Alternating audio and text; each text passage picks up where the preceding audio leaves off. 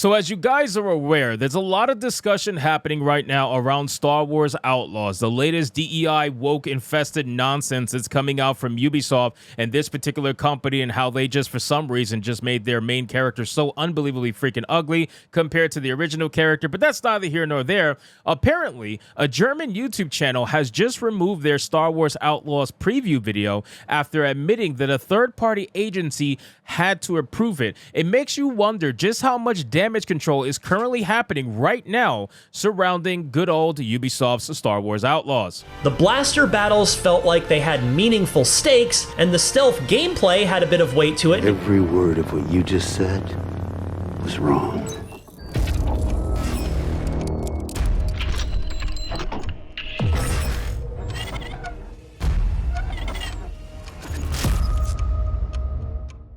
Now, there's a lot of drama surrounding this game, which is pretty obvious. I mean, we've talked in length about it. My biggest issue with this game is that they had all the time in the world to ensure that they had a proper representation when it comes to a super ugly androgynous female character, but they couldn't find the time, they couldn't find the knowledge, and they couldn't find the skill to ensure that their AI was properly done. They couldn't find anything to ensure that their world was actually working correctly, that it wasn't a bug-riddled mess, that it wasn't a complete and utter failure in every gameplay and mechanical aspect. But they damn sure made sure they had enough time to give you an androgynous ugly-ass fucking female with a wide-ass jaw and a butt chin. So let's get into this article, guys, from That Park Place. But of course, before we do, if you are new here, just consider hitting that subscribe button. I would greatly appreciate it, and like the video to push us out into that YouTube algorithm. German YouTube channel Piet Smit, did I say that right? Removed their Star Wars Outlaws preview video after admitting a third-party agency had to approve their nearly 1-hour reaction video after spending 4 hours with the game. Now, this is nothing very strange, okay? Most YouTube channels that are shills for the mainstream or get mainstream whatever, they usually have to abide by certain rules, especially when they're dealing with AAA titles. So if you get a review copy for a game like Star Wars Outlaws, you best believe there's going to be a lot of strings attached to that review copy. There's no way you're going to get a review copy most of the time without trying to essentially say you're going to say nothing negative about the game for XYZ amount of time after release. And then after the fact, you're allowed to be honest, but they're going to try to pigeonhole you into positive content only, just for the beginning until the game is officially released for a little while. They're trying to limit as much bad press as humanly possible when it comes to games like this, because they already know that there's a lot of backlash surrounding this game before the game even comes out. In a post to YouTube, Piet Smith shared that they removed their Star Wars Outlaws preview video from their channel. As translated by Deep L, one of the channel's owners stated the following: "Hi, Peter here. We've taken the Star Wars video offline, not because we wanted to sweep something under the carpet or anything, but because it should have never been published and we don't want it on the channel. We'll talk a bit more about this in the next Pietcast episode. I am sorry." Now, why would you not want this on the channel? Who knows? Maybe there was something bad said in that video that made the game look terrible and they don't want to lose their access to the mainstream. Who really knows?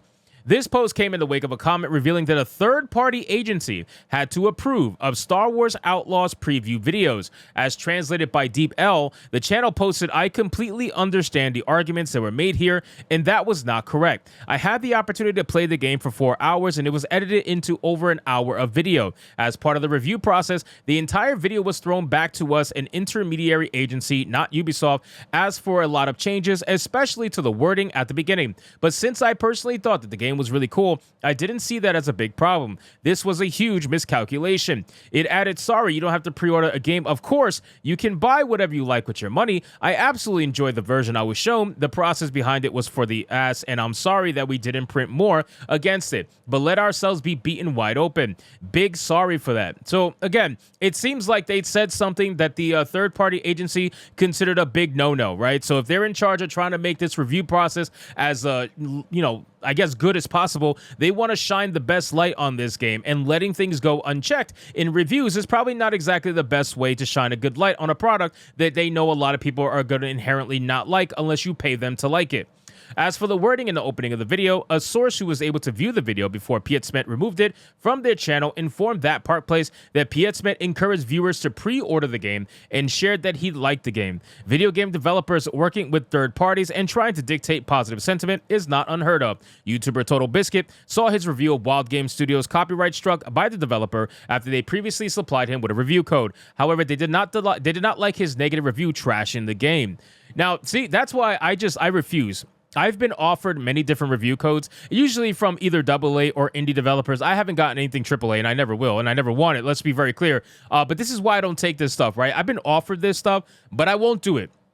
Even if they say in the email, you're allowed to say whatever you want about the game, give an honest review, I don't fucking believe you, okay? I just flat out don't believe you, and I'm not going to give a review for the game. I've noticed that when you do these things and you try to be positive about it, yeah, maybe the studio won't say anything, but you best believe if you give a negative review, they're going to blacklist you from the next game that they create. There is no doubt about it. So if I'm going to review a game, I'd rather spend the money for the game and pay for it myself. That way I can give an honest fucking review, and then I won't be tied to any particular studio or whatever the case may be, and just be honest with my viewers. That's really what I would want to do if I would ever to do video game reviews. But a lot of these people don't want to spend money. They want the access for their channel. They want to be able to have it early before it actually releases, so they tend to shill for the mainstream, and by doing so, you're essentially making a contract with the devil. That's what's going to happen. You're going to have to abide by certain rules, and if you break these rules, they're going to dictate exactly how you portray whatever product you're trying to review. Total Biscuit explained it back on X in 2013. Long story short, dev sends code used to make critique, dev dislikes critique, dev abuses system to censor critique. Yeah, so imagine a developer literally trying to censor your YouTube channel because they didn't like what you said about their game. This is why I will never do this. I'm telling you right now, I will never do an official review copy for a game. If somebody gives me a key, I am not going to take said key, and if I take said key, I'm going to let them know that I do not do game reviews. That's not what's going to happen. So if you want a game review from me, you're not going to get it. If you want me to check out the game, then I could check out the game, but I'm not going to publicly post any review whatsoever because it always comes with strings attached. Always. Let that be known. YouTuber Jeremy Griggs of Geeks and Gamers also documented how Naughty Dog colluded with Twitter in 2020 to get his Twitter account shut down after he repeatedly mocked the game. He stated in the video, "All I know is they claimed that I violated rules." He later added, "I received a lot of DMCA takedowns in the past few months, memes for Naughty Dog because Naughty Dog doesn't like memes being shared." Outside of video games, Sci-Fi Wire's Danny Roth admitted to making positive reviews for films and in order to maintain access with companies like Disney. He stated on Sci-Fi Wire's podcast, "Who won the week? Here's the actual reality. Here's where we are actually in the industry if you want to talk about, quote, access media.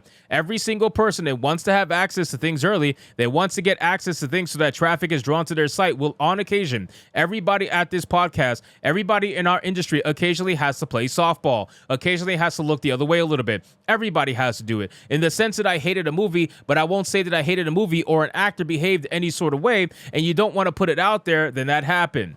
And this is what we've been talking about all the time. They try to say they're not shills, but by you doing this, you're literally shilling for the industry. That's what you're doing. If you won't tell your fans what you truly believe about something because you don't want to lose your mainstream access, you are a shill. You are not being honest with your fans, and that is inherently the definition of a grifter, which is amazing because most of them will call us grifters, but they're the ones that don't actually believe a fucking word that they're saying half the time because they want to maintain the access that they have, or maybe they don't have access, and that means they want to go get that access. That's the most ridiculous thing to me. So again, they're all sitting up here lying through their fucking teeth, and I'm glad that they have finally admitted this multiple different times, and they're admitting it again with this particular video surrounding Star Wars Outlaws. So anyway, guys, thank you so much for watching this video. I hope you did enjoy it. If you did, consider leaving me a subscribe. I would greatly appreciate it. Don't forget to like the video, comment, let me know what you thought, and I'll see you guys on the next one. Hypnotic out.